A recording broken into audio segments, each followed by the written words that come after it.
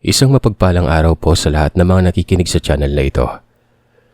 At magandang araw sa iyo, Sir Seth. Tawagin niyo na lamang ako sa pangalang Evelyn. Isa sa mga masugid mong tagapakinig at nakatira dito sa lalawigan ng Nueva Ecija. Nais ko lamang pong ibahagi sa inyo ang karanasan ng aking inang. Tawagin na lamang natin sa pangalang Nanay Carmen.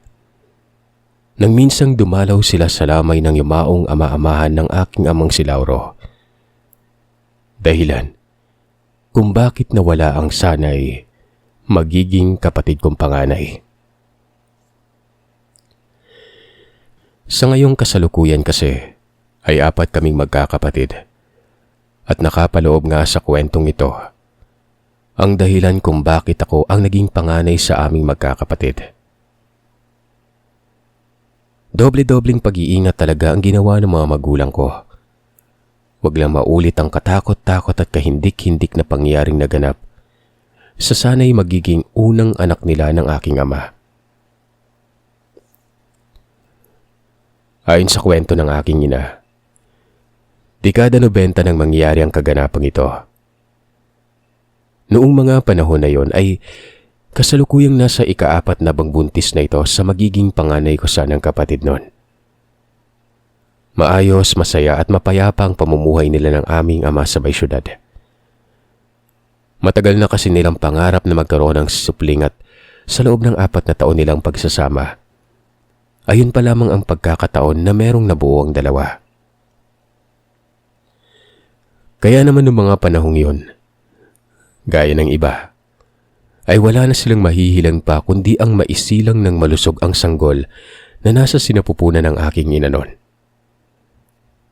Nang mapag-alaman nga nilang buntis si inay, napagpasya nila mag-asawa na wag na munang magtrabaho ang aking ina.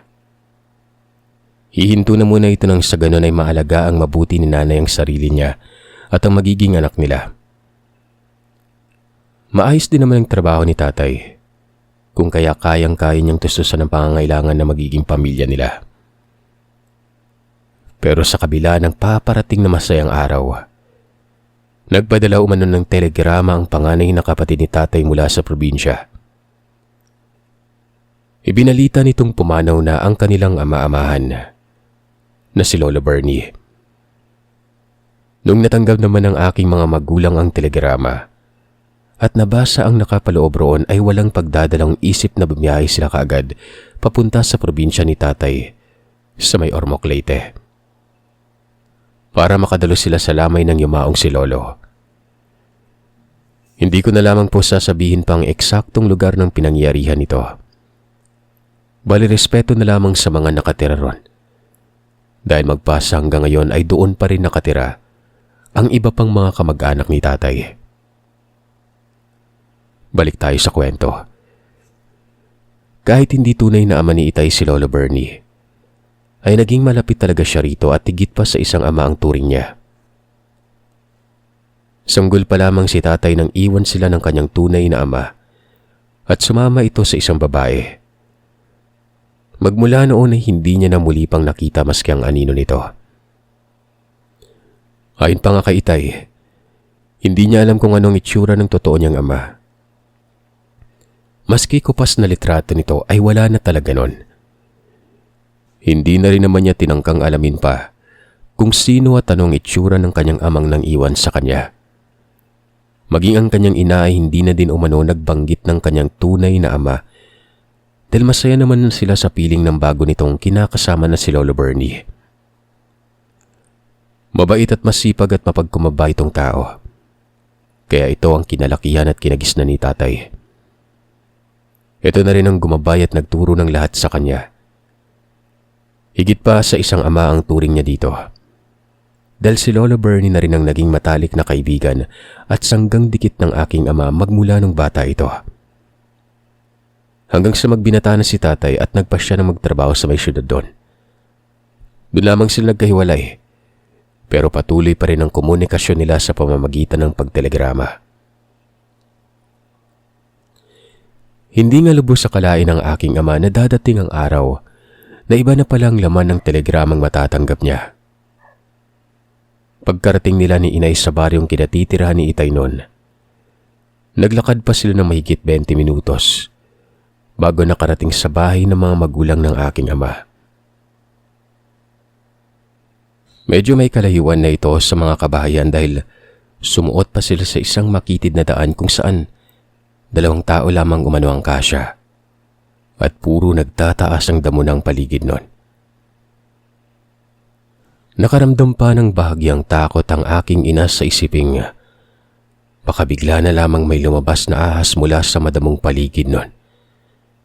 Sa kadahilan ng magtatakip silim na rin ang mga oras na yon at hindi niya na masyadong naaninag ang daan.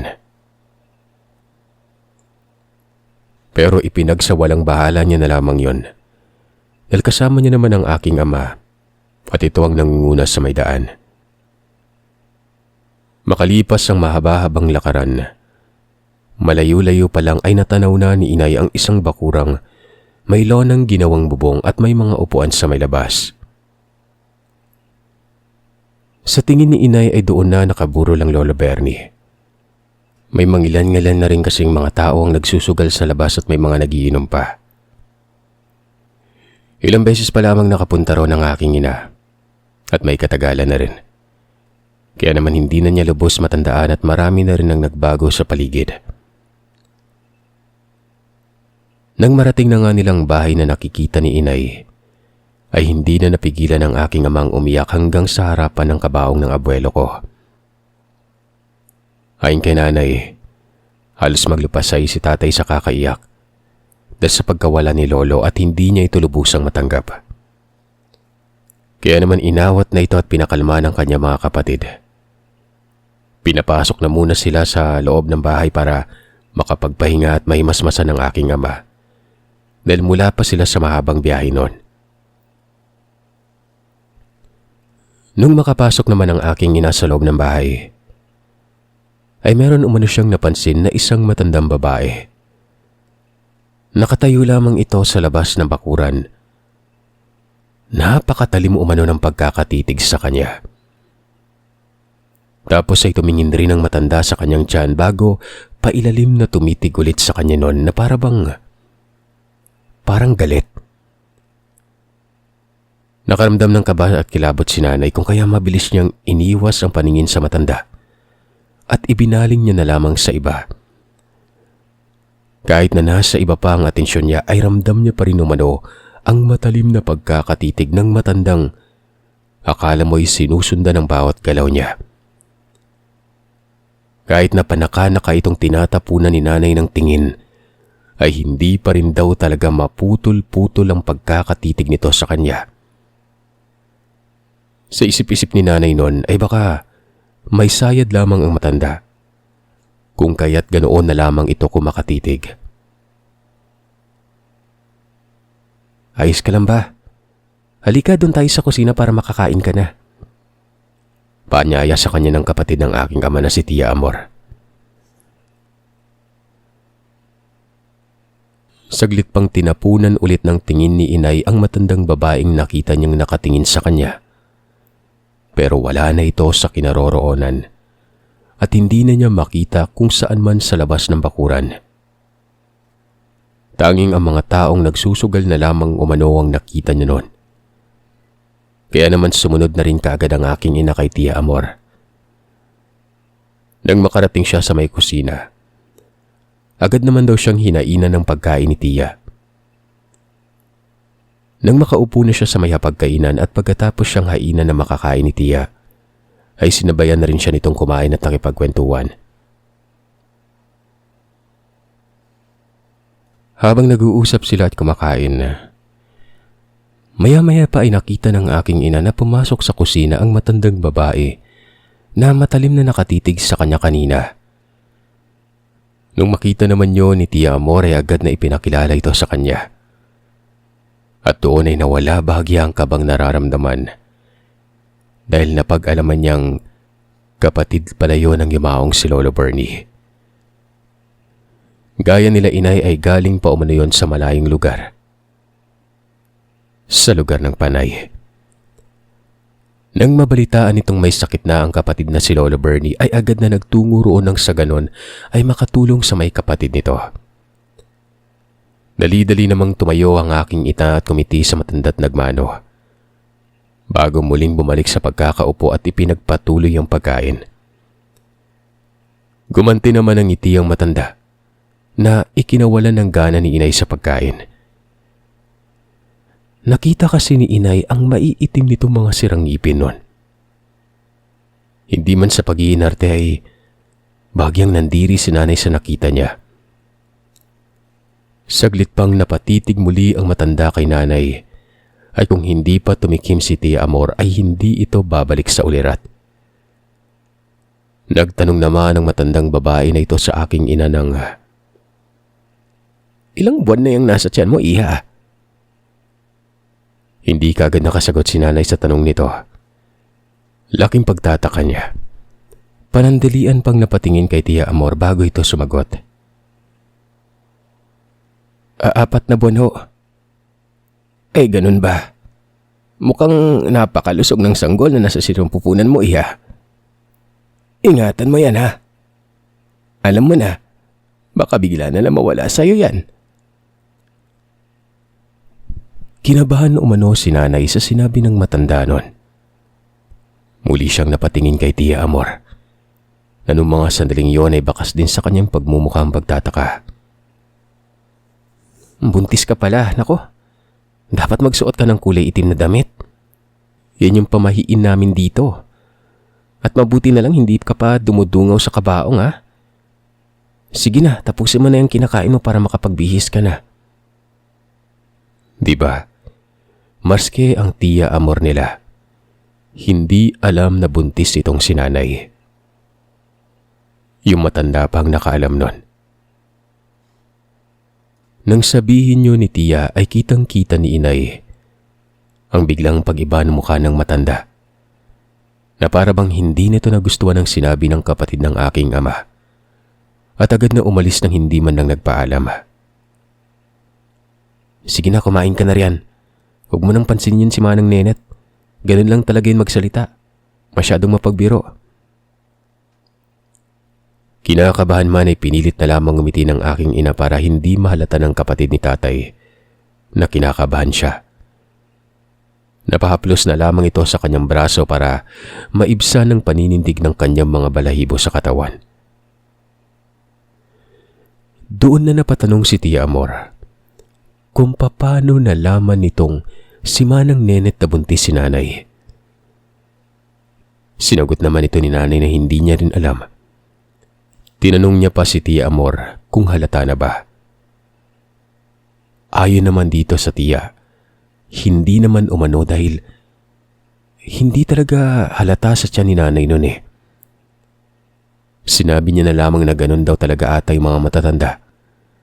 Malakas ang pakiramdam sa mga bagay-bagay.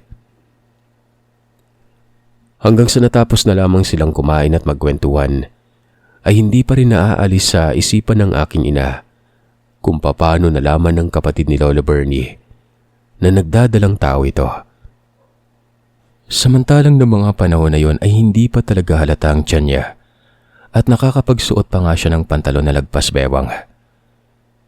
Maliit na babae lamang kasi ang aking ina at hindi tabain. Mahilig din siyang magsuot ng maluluwag na damit at lagpas bewang na salawan o short. Kaya hindi niya lubos maisip kung paano nalaman ni Manang Nenet yon. Pero pilit niya na lamang ipinagsawalang bahala ito. Inisip na baka napaparning lamang siya. Siguro nga ay tama si Tia Amor na may mga matatandang mabilis makakaalam kung nagdadalang tao ba ang isang babae. Nung sumapit na ang 8:00 ng gabi ay dumarami palalo ang mga nakikilamay. Kaya tumulong na rin ang aking ina sa pagtimpla ng kape at pagbibigay ng mga biskwit sa mga nakikilamay.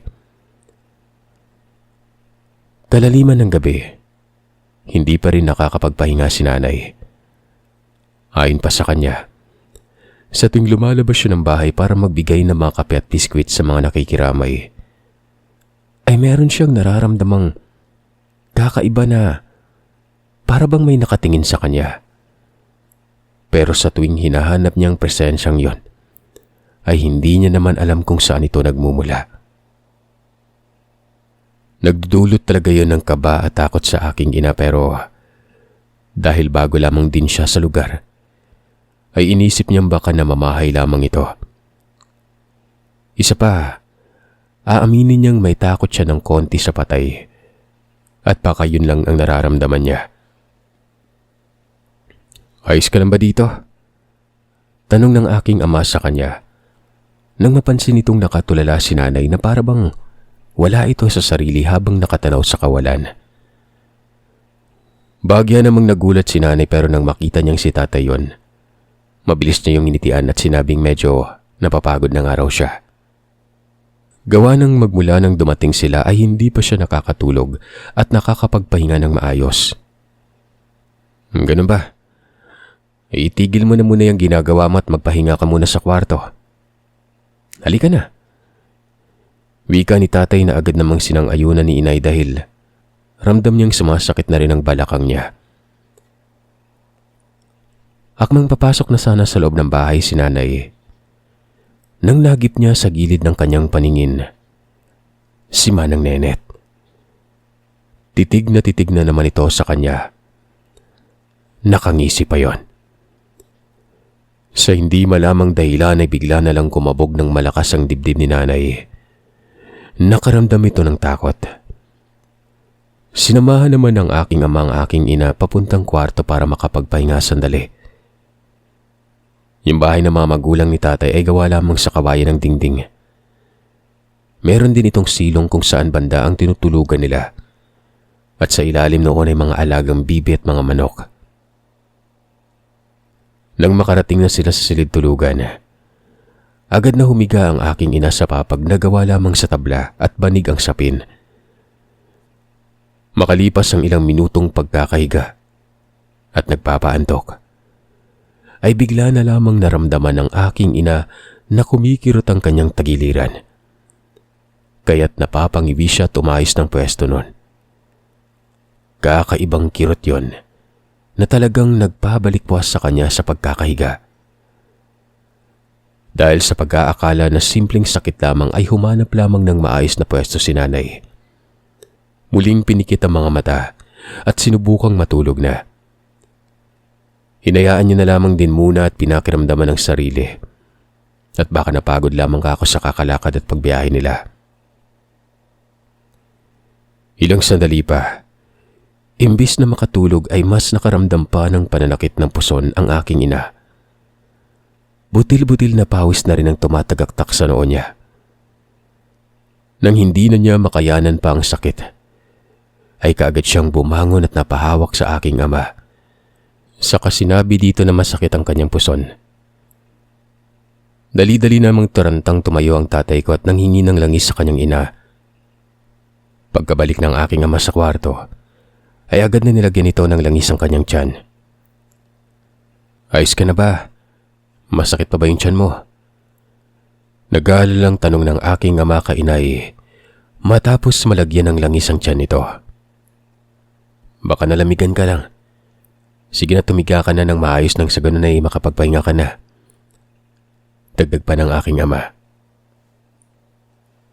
Maya-maya lang din ay pumasok si Lola Sisa sa kanilang silid at dinala ng aking ina ng mainit na tubig na may luwiyang konti. Ipinainom niya ang dala kay inay at baka raw nahanginan lamang ang kanyang tiyan. "Inumin mo yan, anak, para mawala ng pananakit ng tiyan mo," wika ni Lola Sisa. Pagkainom niya ay medyo kumalma naman ang kanyang pakiramdam. Kaya naman bumalik na si Lola Sisa sa labas ng bahay para asikasuhin ng mga taong nakikilamay. Lumipas pang ilang sandali bago tuluyang humupa ang nararamdamang pananakit ni inay at saka pa lamang siya nakatulog. Kinabukasan, nagising na lamang siyang may humihimas-himas sa kanyang tiyan. Nung una, inakala niyang ang aking ama lamang yon, kaya saglit niya pa itong hinayaan at pinakiramdaman lang. Makalipas ang ilang segundo ay pakiwari niya Para bang bumabaon na sa tiyan niya ang kamay nito at nakakaramdam na siya ng pamimigat na para bang sinasadyang diinan yon sa banda kung nasaan ang sanggol sa tiyan niya. Kaya naman napakislot si inay at nagpasya na siyang idilat ang mga mata para bumangon. Bahagya niya pa lamang na ididilat ang mga mata. Tumambad na sa kanya ang napakapangit na mukha ng matandang babae. Malaki ang pagkakangisi nito. Nanlilisik ang mga mata. Nakabuka ang bunganga. Nakalabas ang mahabang dila na halos tumulo na sa kanya ang malalapot nitong mga laway. Buhaghag na buhag din ang buhok nito na animoy nakalutang sa ere. Sa takot ay agarang napabalikwas si inay sa pagkakahiga. Gising ka na pala, Iha. Halika na at mag-umagahan na. Pinapagising ka ng asawa mo. Nakangiting wika ni Manang Nenet at bigla na lang nawala ang nakita ni inay. Mabilis namang inialis ni Manang Nenet ang kamay nito sa tiyan ng aking ina. Nakailang kurapa ng mga mata niya ang aking ina noon dahil bigla na lamang nagbago ang itsura ng matanda at naging normal na ito sa paningin niya. Nagpalinga-linga pa siya ng akalaing ibang tao ang nakikita niya noon. Ngumisi lang naman si Manang Nenet kung kaya't nakita na naman ni inay ang nangingitim nitong mga sirangipin. Saka tumayo na at naglakad palabas ng kwarto. Napahimas na lamang si inay sa dibdib niya. Humugot ng malalim na hininga dahil sa pagkagulat at takot na nararamdaman. Dali-dali na din siyang lumabas ng kwarto para sundan at sana ay komprontay ng matanda nun kung ano ang ginagawa nito ron at kung bakit himas-himas niyang kanyang tiyan. Pero pagkalabas niya sa silid, wala na ang matanda. Saglit pang hinanap ni inay ng tingin sa paligid si Manang Nenet pero hindi na niya ito nakita pa, na para bang bula ito na bigla na lamang naglaho. Gising ka na pala. Halika na sa kusina nang makapag-umagahan ka. Hindi na kita ginising pa at alam kong pagod ka. Wika ni tatay nang makasalubong niya si inay sa pasilyo. Sa tingin niya ay patungo ito sa may silid na tinutulugan nila noon. Akala ko, sabi ni Manang Nenet pinapagising mo ako. Ha? Bakit naman kita ipapagising Alam mo namang ayaw kong naaabala yung tulog mo. Sigurado ka ba dyan kasi? Oo naman. Lalo na ngayong mas kailangan mo nang magpahinga dahil napagod ka sa biyahe. Napabuntong hininga na lamang ang aking ina sa sinagot sa kanya ni itay. Hindi kasi yon ang inaasahan niya. Habang kumakain si inay ay kakaiba na talaga ang kutob niya sa mga nangyayari. Pakiramdam niya, magmula nang dumating sila ay may hindi na tama sa paligid nila. At malakas ang kutob niyang may kakaiba talaga sa matandang si Manang Nenet noon. Kaya naman napagpasya niyang sabihin na sana sa aking ama ang agam-agam sa kanyang sarili.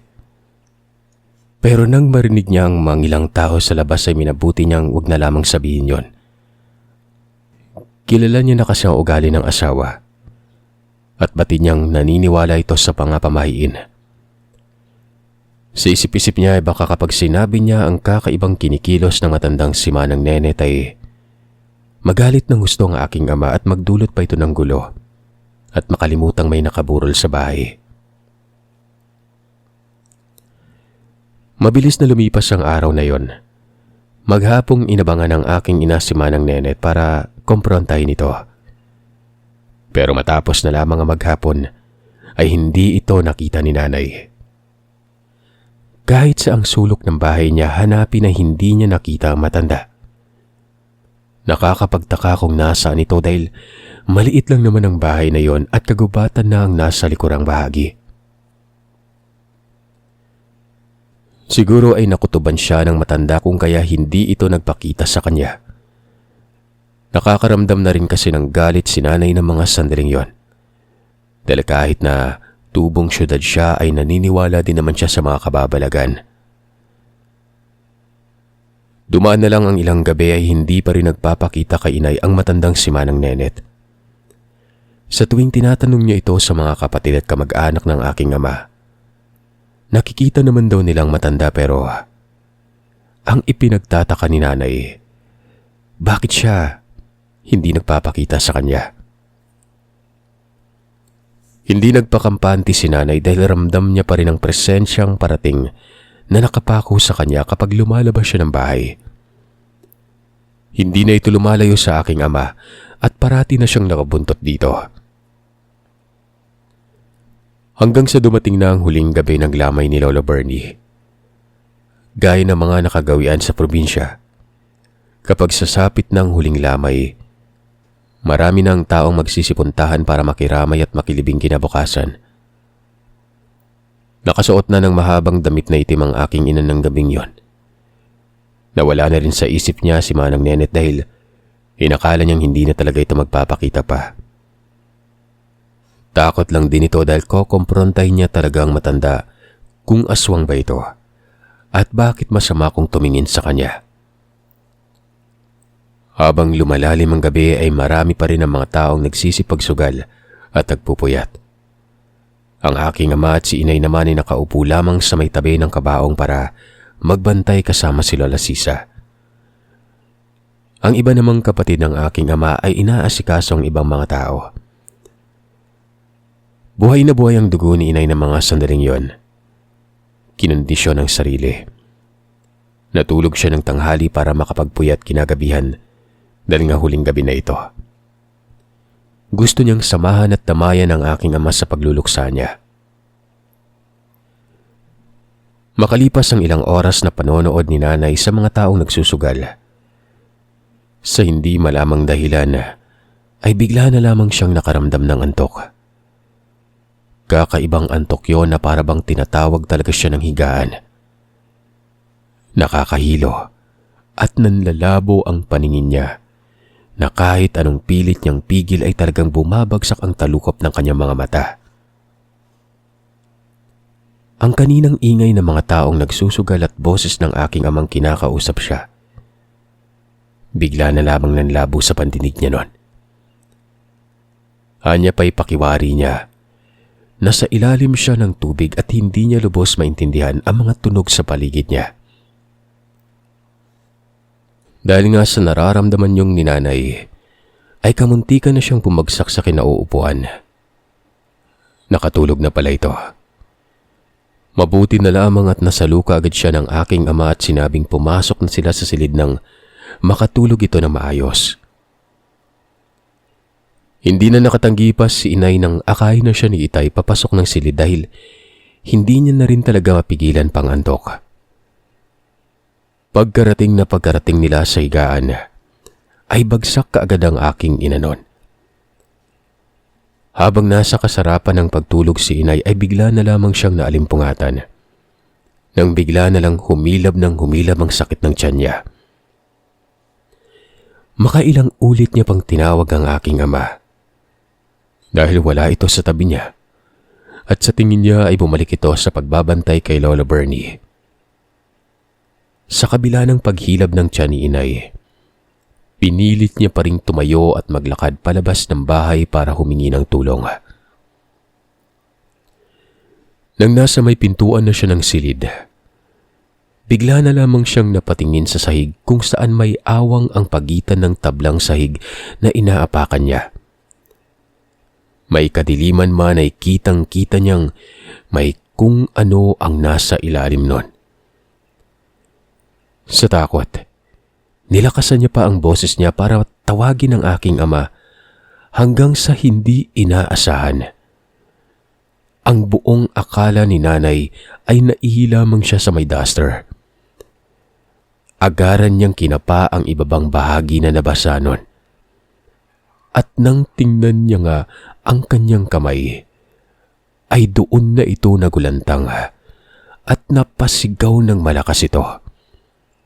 Sa kadahilan ng nakita niyang nagkulay pula na ang kanyang kamay na ang ibig sabihin lamang hindi tubig ang lumabas sa kanya, kundi isang dugo. Sa takot ay muling bumalik si nanay sa papag na hinihigaan niya. Ilang sandali pa ay nagmamadali naman ang aking amang nilapitan ito. Nang makita ni Itay ang sitwasyon ng aking ina, ay natataranta namang tumayo ang aking ama't tinatawag si Lola Sisa at maluwa-luwa sa kabanon. May aswang sa silong. Nanginginig ang boses na sambit ni inay noon. Dahil sa pagkataranta ng aking ama ay hindi na ito naintindihan ang sinabi ni nanay. Ilang saglit pa ay pumasok na sa loob ng kwarto si Lola Sisa. Nay, yung asawa ko dinudugo. Habang nagkakagulo, sa hindi sinasadya ay napatingin ang aking ina sa siwang ng tabla, malapit sa kinahihigaan niya. Bigla niyang natabig ng konti ang banig doon. Kitang-kita niya umano ang isang asong kulay itim na nagbabaga ang mga mata. Pulang-pula at dinidilaan ito ang ilalim ng tabla kung saan siya nakapwesto. At noong titigan niya ang parteng dinidilaan ng aso na yon, nakita niyang may mga dugo yun na nanggagaling mismo sa kanya. Doon na siya nawala ng malay. Dali-dali namang tumawag na komadrona si Tia Amor at pinasuri ang aking ina dahil hindi naman pa pwedeng itakbo ito sa ospital. Malayo ang ospital noon at kung babiyahe ka patungo doon ay aabutin pa ng mahigit 2 oras. Nung magising na ang aking ina kinabukasan, isang hindi katanggap-tanggap na pangyayari ang ibinalita sa kanya ng aking ama. Umiiyak pa itong humihingi ng tawad sa kanya. Dahil ang sana'y magiging anak nilang panganay ay tuluyan ang nawala. Kwento pa ng aking ama sa aking ama, habang pinuntahan ni Tia Amor ang komadrona, ay may naaamoy raw siyang hindi kaaya-aya. Amoy putok umano ito, na parang dumi ng kalabaw. Hinanap niya ito kung saan nanggagaling, hanggang sa napasilip umano ito sa may silong nun. At doon ay nakita nito ang kapatid ng kanyang ama-amahan, ang matandang babae na si Manang Nenet. Dinidilaan nito ang lupang may mga patak ng dugo. Katakot-takot din ang itsura nito na animoy na baliw na. Doon ay sumigaw at humingi ng tulong ang aking ama sa mga taong nakilamay ng gabing yon. Kung kaya't nagpulasan ng mga ito't pinuntahan si Itay. Pero nang silipin niya ulit ang silong, isang asong kulay itim na ang nakita nitong tumakbo palayo. Mabilis namang hinabol ng mga tao ang aso pero mabilis na itong nakalayo pa hanggang sa hindi na ito nagilap. Nang araw ding yun ay pinatingnan sa albularyo si inay at doon na pag-alaman nilang hindi basta-bastang aswang ang bumibiktima dito. May kaalaman din naman yun pagdating sa lihim na karunungan sa kaliwa. Kaya naman kahit na nakaitim na ang aking ina ng damit, ay hindi yun naging hadlang sa aswang para makuha ang ninanais niya. Ayon pa sa albularyo, harap-harapan umanong minarkahan ng aking ina, dahilan para mapadali ang pagkuha nito sa sanggol na nasa sinapupunan. Kaya naman labis-labis ang pagluluksa ng mga magulang ko ng araw na yon. Dahil 2 sa buhay nila ang nawala. Magmula nga nang mangyari ito ay hindi na muli pang nagpakita sa kanila ang kapatid ni Lolo Bernie. Matapos mailibing ang lolo ko, ay dali na nang bumalik ang aking mga magulang sa syudad at hindi na sila muling nakapagbakasyon sa probinsya ng aking ama. Magpasa hanggang ngayon, ay nananatiling nakatatak pa rin sa isipan ng aking ina ang nangyari. Nang minsang dumalo siyang buntis sa isang lamay.